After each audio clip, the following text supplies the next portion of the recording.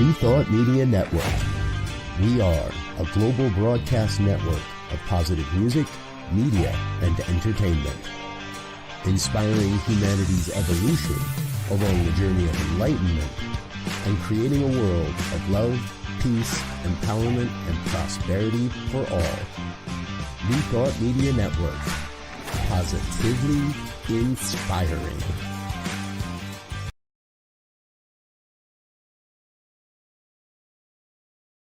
Welcome to Girls Behaving Metaphysically. Your hosts are two girls who believe that life is awesome, that laughter heals, and that it's possible to find deep spiritual insights in everyday experience. Here come the girls. It's more than practical. Here come the girls. Way more than merely factual. If you want to know the secrets of a life, it's free. Listen to Girls Behaving Metaphysically. Listen to Girls Behaving Metaphysically.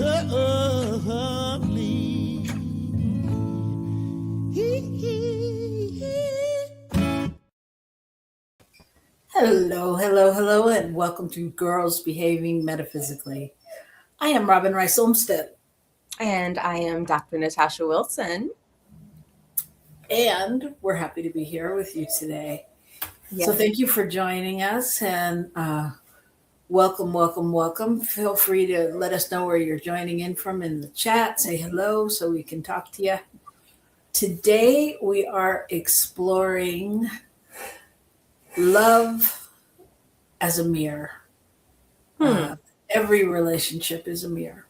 And last week we talked about friendship, and is it hard to make friendships, or is it just us? And you know how it is to really do that at this stage and age and day and time and all those good things. And so we thought we'd just dive a little deeper into possibilities around that and see what comes up. But before we do that, we're checking out what's going on over there in Australia. Nothing, which I love. I absolutely love. I feel like the biggest thing is it's tax season here, and I just paid my taxes. So I feel like that's the biggest thing. So other than that, I'm happy because when I call and check in on my family and friends and clients in the U.S., there's enough happening there to feel the whole world a couple times over. We got plenty going on here. Yeah, what's going on in your neck of the woods? Well, it's just busy. You know, we're Gil's Center is moving, so everything is like in that moving frenzy. It's all good. It's just a lot, and but it's really good for me because it's interesting to really pick and choose where I get to play, you know. And I like that. yeah, I do too. And there's a lot of surrender involved, and it's interesting to watch my thoughts. I'm hilarious. My inner brain is hilarious. We have a good time together. I mean, I can talk myself in or out of anything, and then when I watch my thoughts and I hear things, I'm like, really? You call yourself spiritual? Certain things that come up. So yeah, it's a good learning experience. So that's what's going on for me. It's just busy. Yeah. No, I realized, oh God, if we're going to talk about relationships being a mirror, I got to tell you, I'm not trying to date. I want to make it clear. Like, I'm not like trying to date, but I have met some people. Okay. And, it got your girl wondering, like, yeah, what am I mirror? Like, what am I putting out there? I think dating and having kids is a special bonus for being able to look at your mirroring. It's like, what's in my consciousness? What's happening? Seriously, I'm just like, I've just had some of, when I look at it through a cosmic lens, it's so hilarious. and I have to laugh. I just have to laugh. I just have to laugh. I just have to. Anyways. And yeah, children are a mirror. I think I told you this morning that yesterday I had to be Rosie the Riveter. I had to like fix this thing on my air conditioner because it was like 104 or 106 degrees here in Australia. And there was just no way I was not going to have air conditioning in my bedroom. And right after that, I had to go collect my daughter from school. So I was covered in dust, and I had my hair bonnet on because I was trying to keep the dust out of my hair. And I just went to the school like that.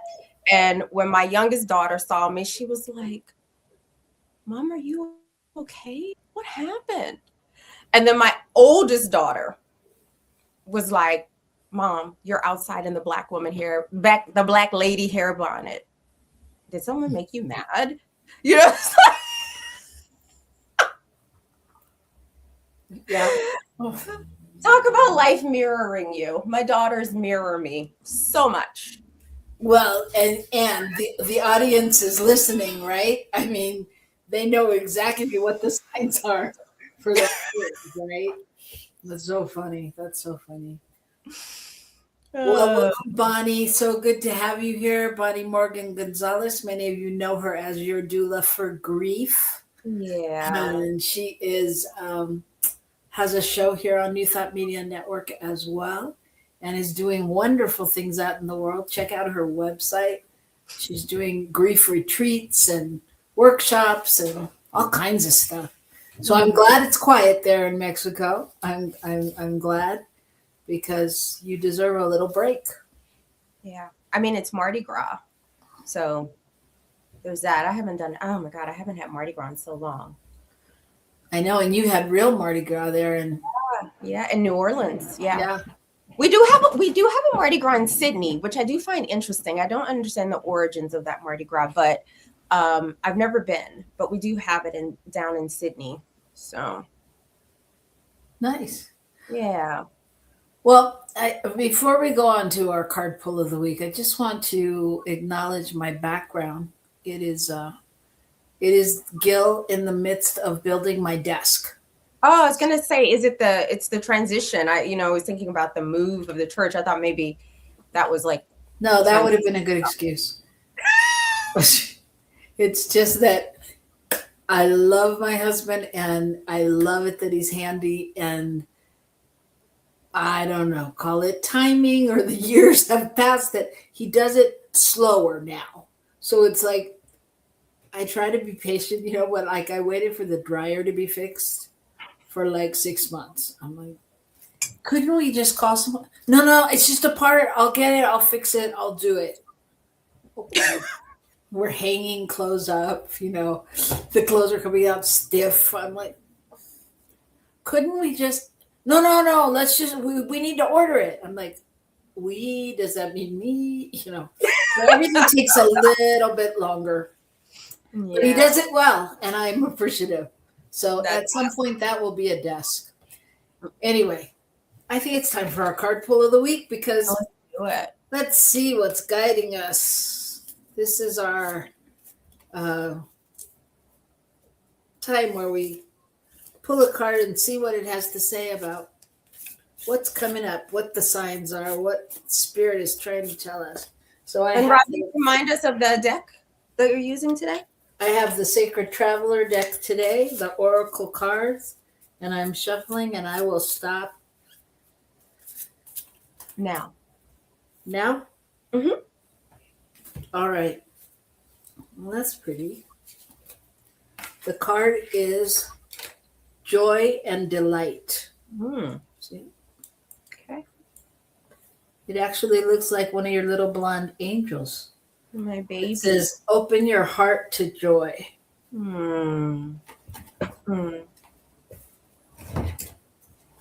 For those of you that don't know, I'm referencing her children that are little blonde cutie pies.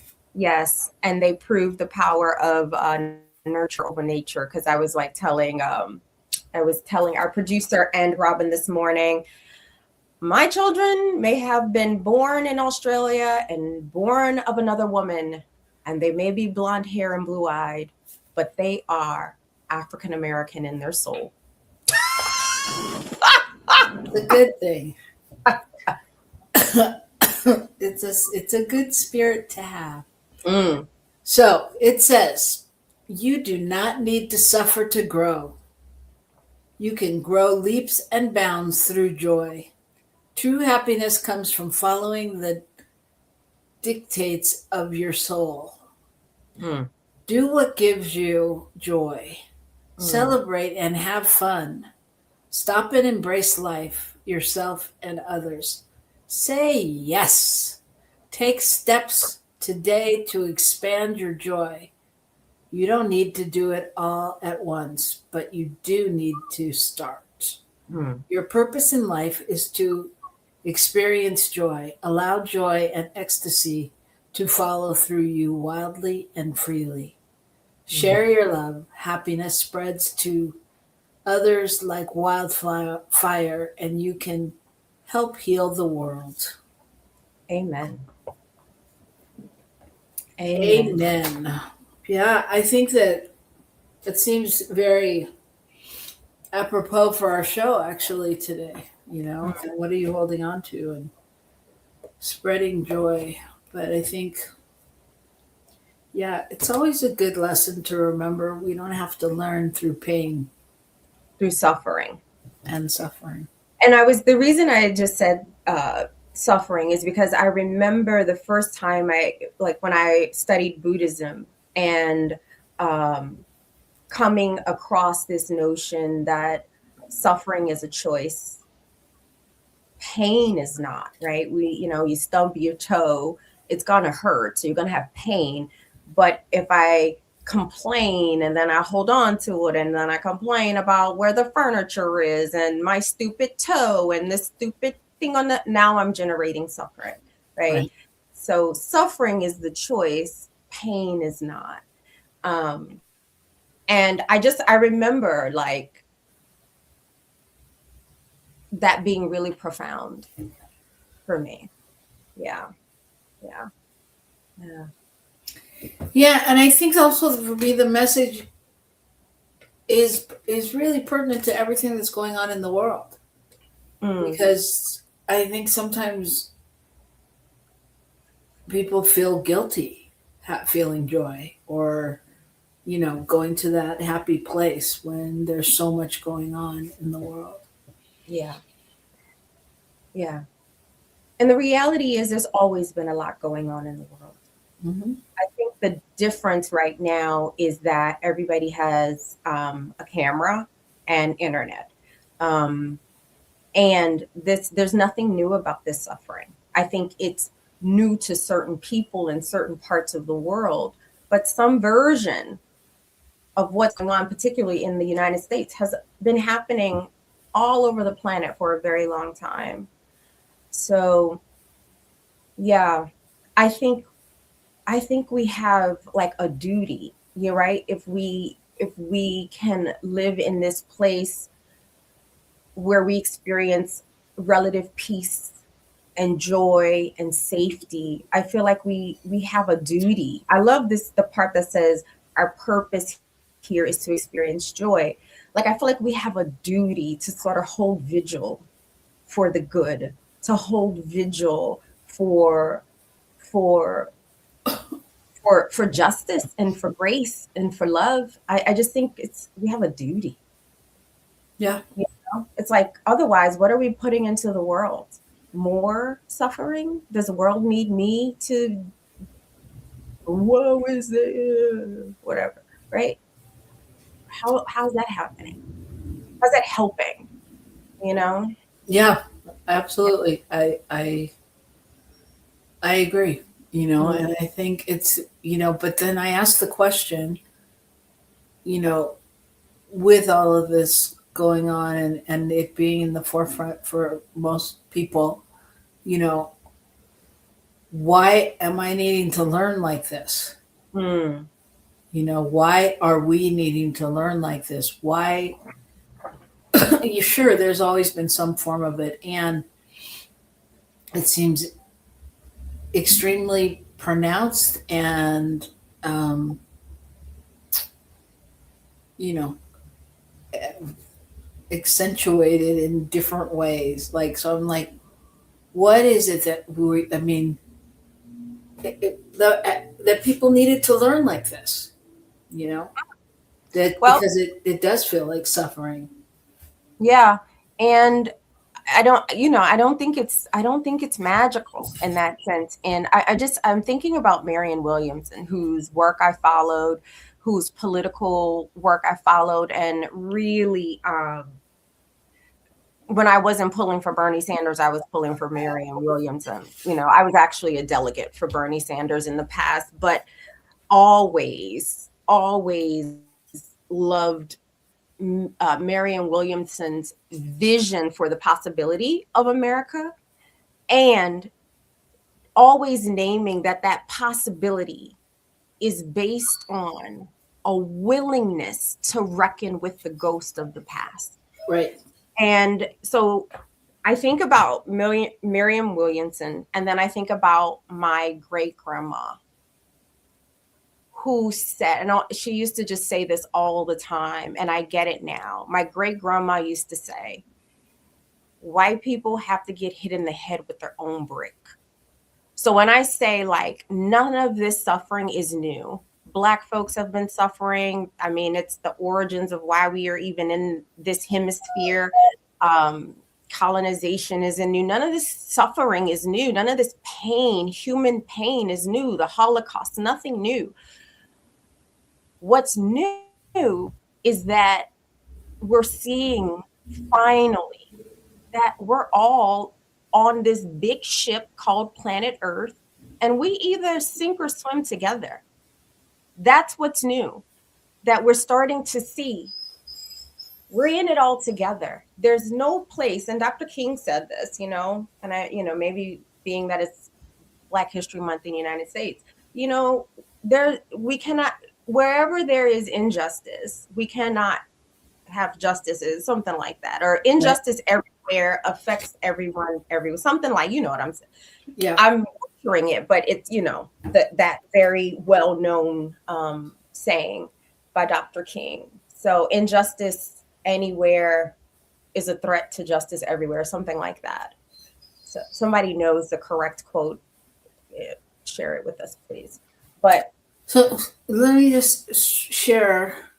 Bonnie is asking, how were you both affected by the monks' walk for peace? And then she goes on to say she was so encouraged and uplifted by the monks' walk for peace that it was the talk of the town in Lake Chapala, which is in Mexico. And there were meditations there that were coincided with the meditation that happened in Washington yesterday. That's beautiful. I wonder if folks remember Occupy movement from 2011. That was the basis of my doctoral research originally, but it what made me want to research the Occupy at that time, Occupy Wall Street, but for me, I was studying Occupy Boston. It was the work of the monks at the camps, right, that would go there every day and hold vigil and sit in meditation. And so I started, like, they were the reason I wanted to study the connection between politics and spirituality.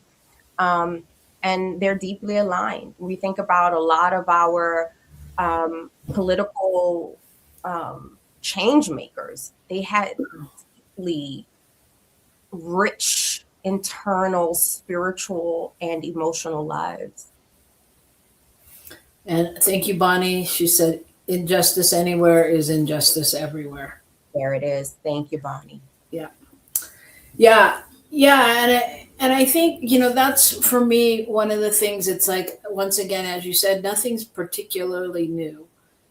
But this situation just seems more loud and vibrant, but it's the same feeling as, in the 60s or 60s, I guess it was, when, people were uniting and marching for peace. And then everybody was, loving each other and, oneness. And like you said, it's a much bigger playing field now. So it's a whole different thing.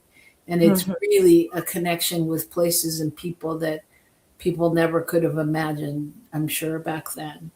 Yeah. But I feel like it's the same thing. And just watching. Well, I don't want to get too far into it because otherwise our show will be about something totally different.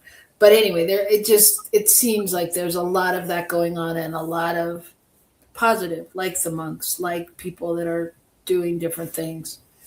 And maybe we'll talk about that. Next week, we will be talking about Black History Month and sharing with you some of the things that we love about Black History Month and more. So I do want to say one other thing just about because again, where I live, I feel really blessed. I feel peaceful. I'm happy. There's a lot that I'm grateful for. And I have learned about wine moms on the front lines in Minnesota, and they are my favorite activist group. And so I was like, if I ever hit the streets ever again to protest, I'm going to be with the wine moms. I just love the image and these women holding steady in the freezing cold and then all getting together and having a glass of wine at the end of the day in the face of tyranny. I'm like, that right there. Yeah, there's a lot of fun, good things happening and a lot of connection. Once again, it's a different connection that could happen if we weren't in this turmoil and crap that's going on. So take a breath, take a moment as we take a moment to listen to some sponsors, and we will be right back after this word from New Thought Media Network. Please help us say thank you to all of our organizational sponsors, including the Hefferland Foundation, Affiliated New Thought Network, International New Thought Alliance, Science of Mind Archives and Library Foundation, Center for Spiritual Living Denver, Center for Spiritual Living Midtown, New Thought Philadelphia, Center for Spiritual Living United Life, Sunshine Cathedral, Planned Happiness Institute, Summit Center for Spiritual Living, One Heart Retreats, Universal Joy Center, Unity Kitchener, Unity Spiritual Center Ottawa, Home Center for Spiritual Living, Satya Center, Begin Within Ministries, Center for Spiritual Living North Jersey, Unity of Savannah, and the Center for Spiritual Living Seattle, as well as all of our individual donors. On behalf of New Thought Media Network, thank you, and please like, share, and subscribe. New Thought Media Network, come be you. Come expand your spiritual journey. Join us for Just the Talk, Sundays, 1 p.m. to 6 p.m. Mountain Time. Experience Unity Kitchener and Ottawa.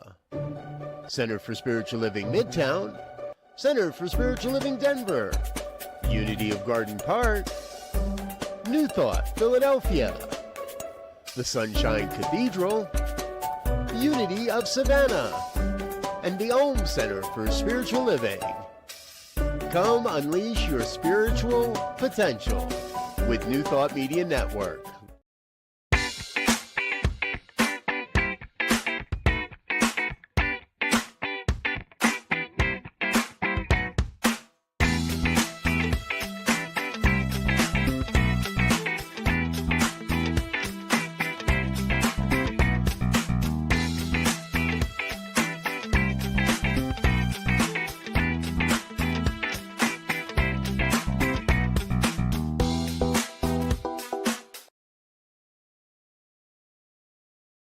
Welcome to Girls Behaving Metaphysically. Your hosts are two girls who believe that life is awesome, that laughter heals, and that it's possible to find deep spiritual insights in everyday experience. Here come the girls. It's more than practical. Here come the girls. Way more than merely factual. If you want to know the secrets of a life that's free, listen to Girls Behaving Metaphysically. Listen to Girls Behaving Metaphysically.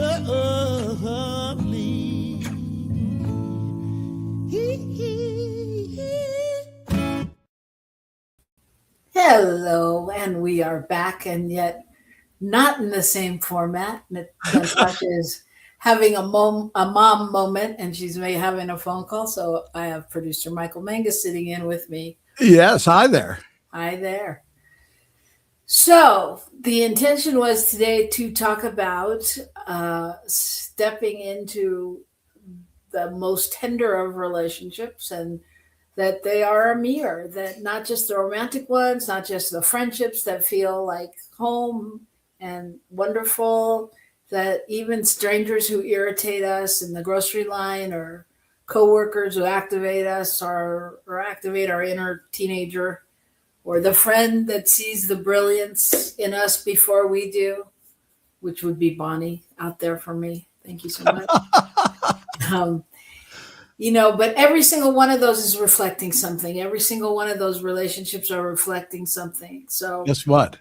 A belief, a wound, a desire. I get to leave again. You did what? I get to leave again. Oh, she's back. She's back.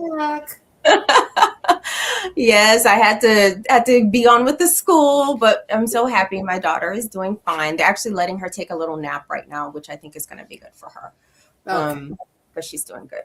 All right. So we're just in the middle of just beginning talking about, that every single one of our relationships reflects something, whether it's a belief or a desire or a wound or a forgotten part of ourselves, or, that's asking to be acknowledged, called forth. So I think what we're exploring today is how love in all of its forms really becomes a classroom for consciousness. What is it trying to tell us? What is it trying to teach us? How the people in our life show us where we're open, where we're guarded, where we're growing, where we're still hearing old stories or old tapes going on. And it's not really about blame or shame or any of that. It's really about curiosity and noticing the reflections, with a gentleness within us. And just stepping into learning to kind of witness and be able to go, this is what's being shown to me now. This is what life is showing me. So we want to step into the mirror together as we talk about it. I like it. I like it. It's just, I like it. And this morning, I don't know. I've been lately, and I've been told that this is probably connected to menopause, but I think it's also probably connected to other things. But that, several mornings, sometimes during the week, I wake up really anxious, and I try to sort of catch it and work with it, but sometimes I don't catch it, and I don't work with it. But I did this morning, and I sat with one mantra with my breath, and that is that, well, actually it's two mantras. I am in the heart of God, and the heart of God is in me. I am in the divine order of the universe, and the divine order of the universe is in me. And that was my in and out breath mantra. And when I finished the breath work, I just decided our mornings don't have to be hectic. I'm going to slow this right down. We wake up super early. Why am I rushing? What I realized just from that was that my daughters were feeling all hectic and rush and not liking mornings because it was just the pattern that we'd been in since we lived with their dad, because mornings just, I don't know, felt like we had to corral cats. But I was like, no, we're not doing that today. We're going to slow everything right down. We're way up early on time. So we did everything at this like really gentle pace. I even let them watch one of their favorite anime shows as long as we were getting everything done. And it really changed the energy, not just with my daughters in terms of a reflection, but even in the dog. So all the relationships mirrored that.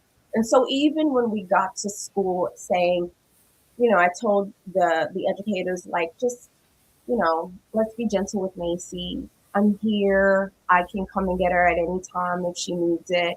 And just now even calling to sort of check in with them and hearing how Macy sort of has just flowed into her day. She's needing a little rest.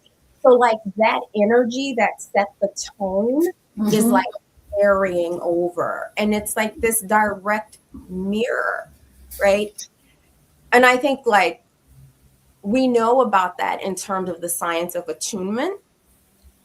And all this science is based in deep spiritual principles, right? So I feel like that's what I'm noticing. Making the decision to start my day with gentleness is being mirrored back to me. Say that again. Making the decision to start my day with gentleness, right? Like not trying to push that anxiety away or just want it to not be there for whatever reason it's there, menopause, whatever. But knowing that I'm in love with the creator that is bigger than menopause. Yeah. And I can lean into that every single time I remember. Lean into it consciously and watch the miracle of it unfold in this just very gentle way. So, yeah. Yeah, I love that. And Bonnie's saying at every moment we're at choice, which for her feels empowering. Yeah. Mm-hmm. I love this. Michael's saying one of his spiritual teachers told him that if you want to invoke spirituality, get into a relationship. I think it's the only way. Like everything about being a human, like, is about a relationship. You know, it really is. From the time we are conceived, unless we were conceived in a test tube, but even that's a relationship, right? Yeah. It's all a relationship. Mm. Yeah. And so I think, just tagging on to what we talked about last week, which was how it feels more challenging to create relationships, friendships, friendships specifically, which you should do before you create a relationship, by the way, but that's just my personal You mean like you should be friends with the person that you date or marry? Is that what you're saying? I think that if you have a friend, if it's somebody you want to be friends with, like if you find, like if you have that chemistry and you create that, I don't know, energy, I guess, then I think you have a better relationship. Okay. That's what I think. But once again, it's another show. So I just wanted a bit of clarity in terms of what you were saying there. That's all. Yeah. So, but just going off of that and talking about, why it's hard or why it's more challenging when you move to a new area or at a certain age or any of those things, so it beckons the question, what are you bringing to that? What are you finding, in yourself? or not finding in yourself, or what are you holding as a belief that could possibly keep you from getting what you want? I don't know. Well, I guess that, there's no one answer for any of that. I was thinking, sometimes it's things like logistics, and people throw this concept of being time poor around a lot, which I just find fascinating as a concept. But also, I think if we're doing our internal work, and I feel like there's always internal work for us to do, and that does not mean, because I think sometimes when people hear that means that something's wrong with us and we always need to be working on something. Not like that. I mean it in the sense that the one constant we know in the universe is change. And so we're not separate from the universe. So that means we are always becoming. And I'm not just taking that from Michelle Obama's book, but we are always becoming. And so where I am at 50 is not where I was at 40, not where I was at 30. And not like I'm like on some necessarily forward progress, right? I feel like, when we do what is ours to do, I feel it more like a spiral than a line anyways. And so when I'm doing that and I'm paying attention to it, who shows up in my life is very reflective of where I am in that spiral. And there's no good or bad, right? It is what it is. And I think about the card you pulled, right? Like, we don't need to suffer to grow. But I think about the last time I went through a whole seeking friends as an adult and feeling a part of community. It was so much suffering there. And so I think it was like mirroring, or it has mirrored for me my belief or old beliefs around my value and my sense of worth. It's like I had come back around to it again in my mid 40s. And it was interesting. Yeah. What are you going to say? I was going to say that, yeah, I mean, I think about different situations, and being really honest, there are times when, I mean, we all play different roles in life, right? And so sometimes when I'm at church or spiritual center, and, depending upon where I'm living from, I have different relationships, right? So when I'm really in tune with and this doesn't happen very often because I forget that it means something to someone, but like when I'm the minister's wife, I am a little more guarded and a little more,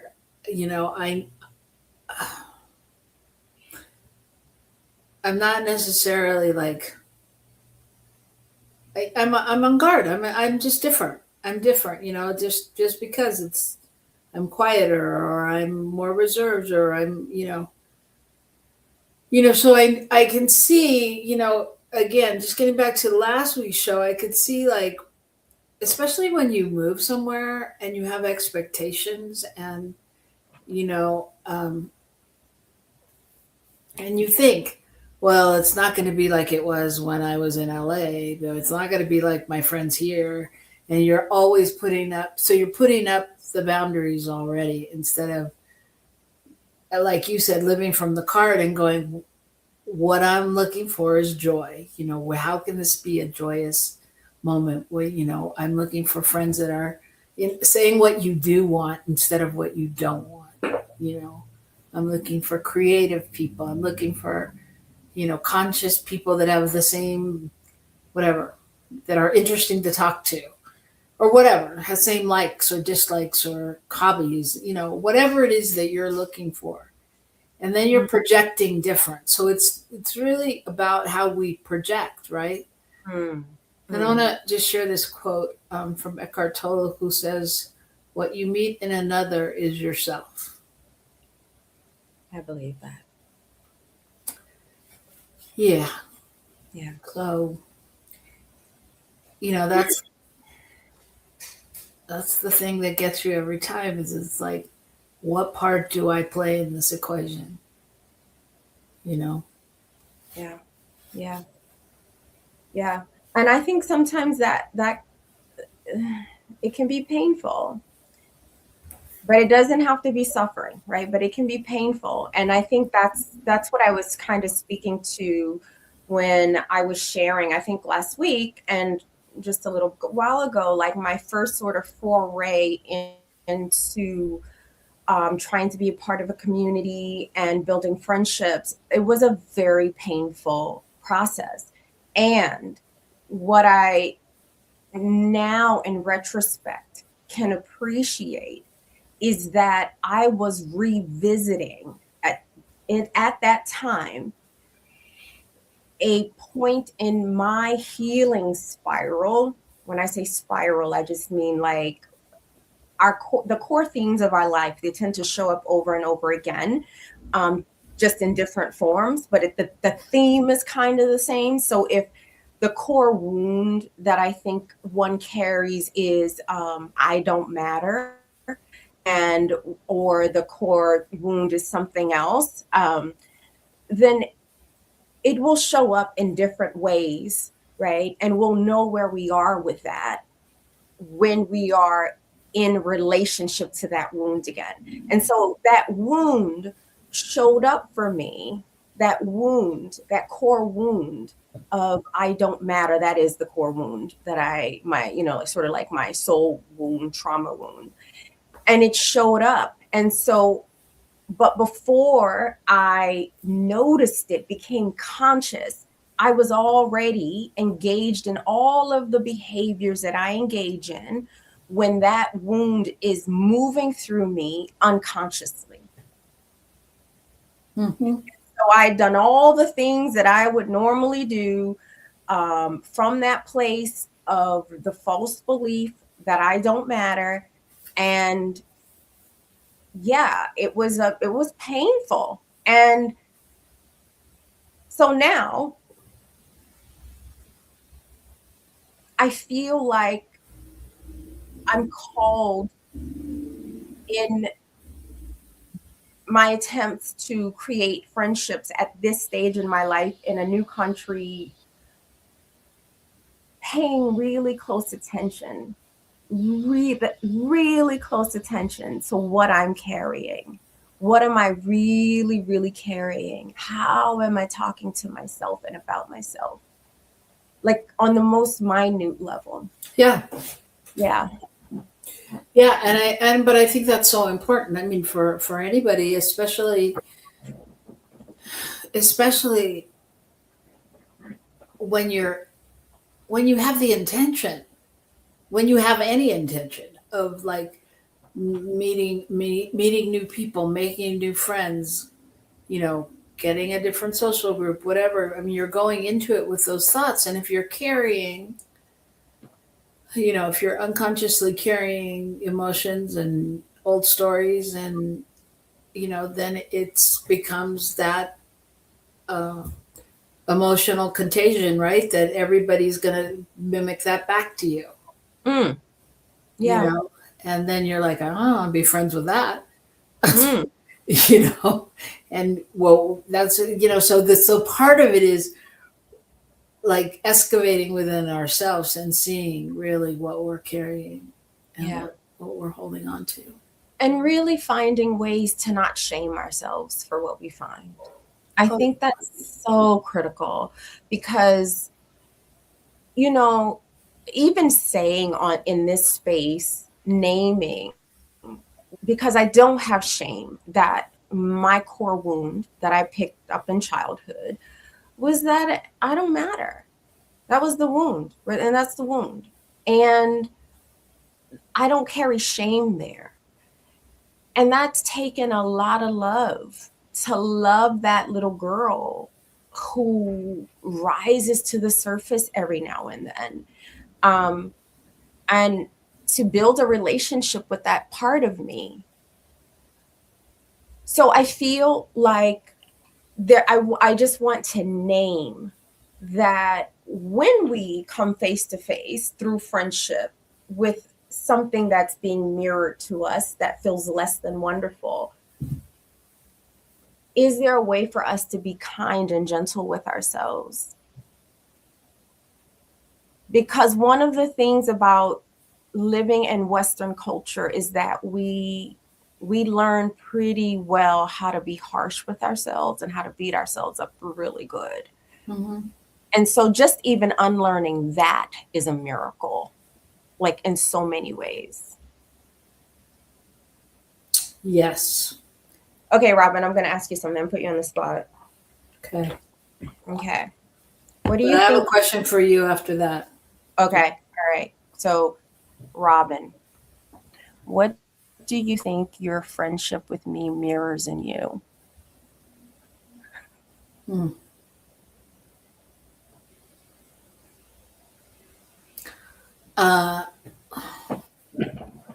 Well, I think, honestly, I think it's what I think.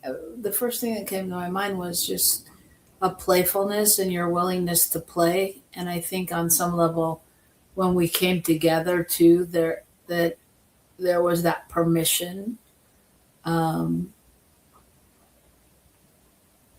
to explore, and your lifelong learnerness, even though mine isn't as pronounced with doctrines and things, it's still that openness and wanting to play and explore and know more. I don't know. What do you think? I like it. I like that it mirrors playfulness. Yeah. I do, I am one of these people who both takes myself really seriously, but also don't take myself really seriously, right? I walk that line. And I know, like, when I think about my friendship with you, what really stands out to me is the way you carry this really quiet dignity and this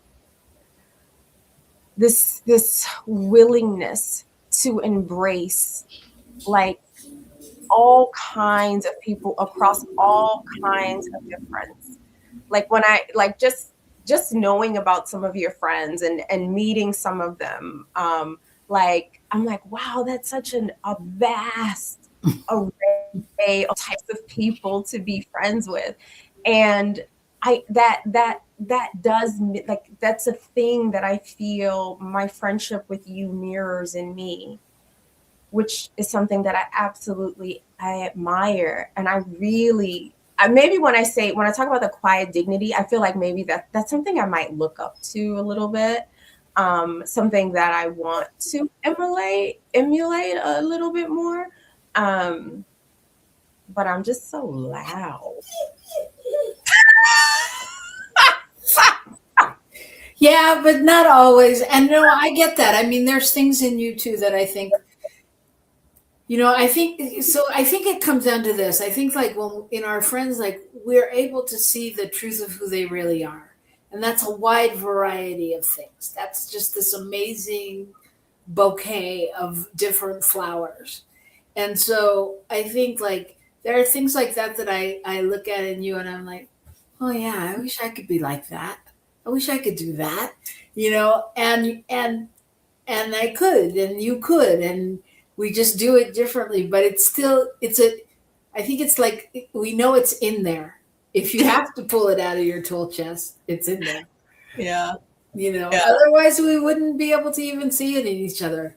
So that's a perfect segue, though. That's a perfect segue, because what I was going to say is, I was just going to give listeners just a few exercises to maybe think about or journal about in the mirror. And, you know, maybe you want to just write this down and like take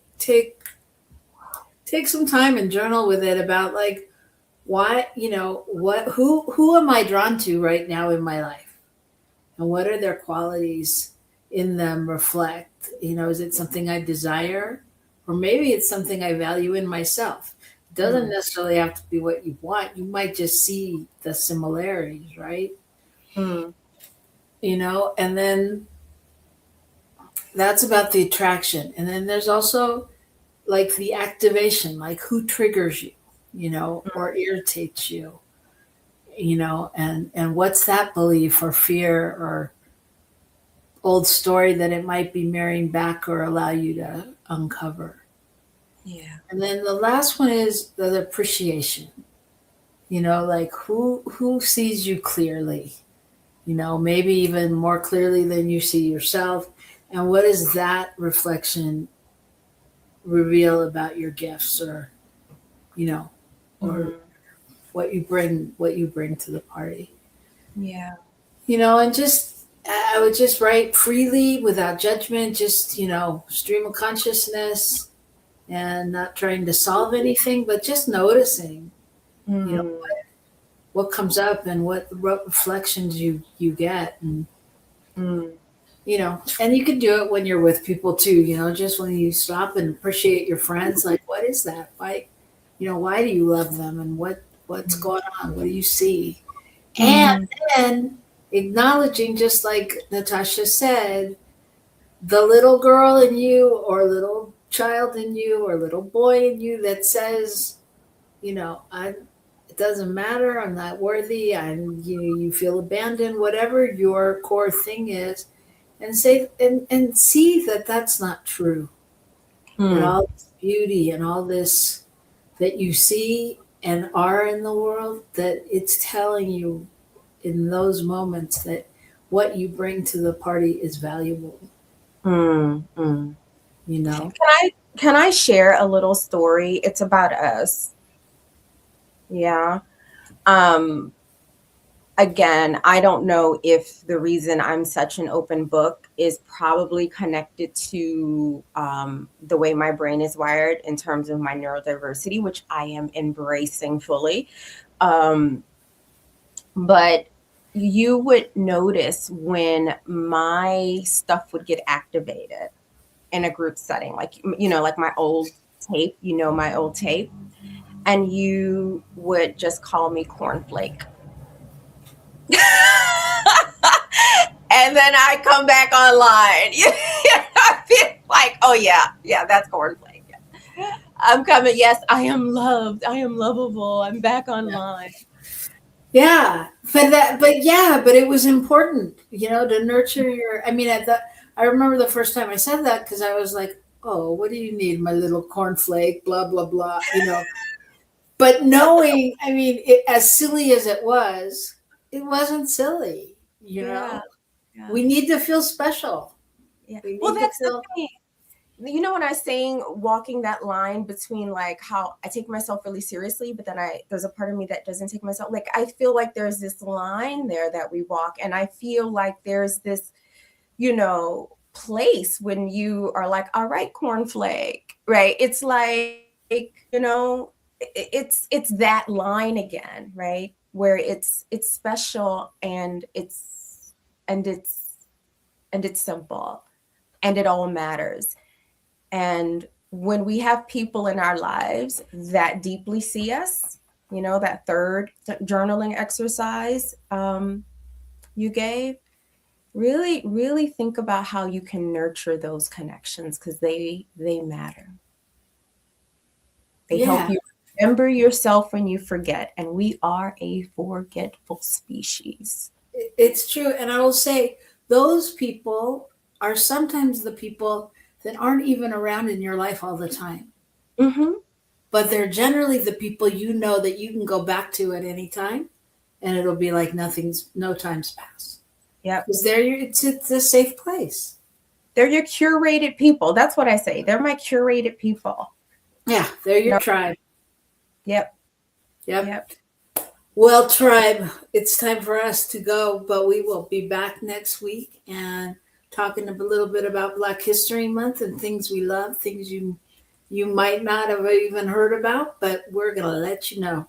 So be here. Thank you, Bonnie, for joining us. And remember to take joy and delight from that card. Take joy and delight out into your world and put it in everything you do. The world needs it. Amen. Okay. We'll see you next week. Peace.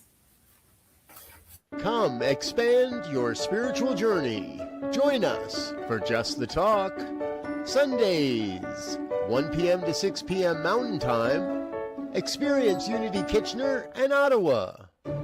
Center for Spiritual Living Midtown. Center for Spiritual Living Denver. Unity of Garden Park. New Thought, Philadelphia. The Sunshine Cathedral. Unity of Savannah. And the Ohm Center for Spiritual Living. Come unleash your spiritual potential with New Thought Media Network.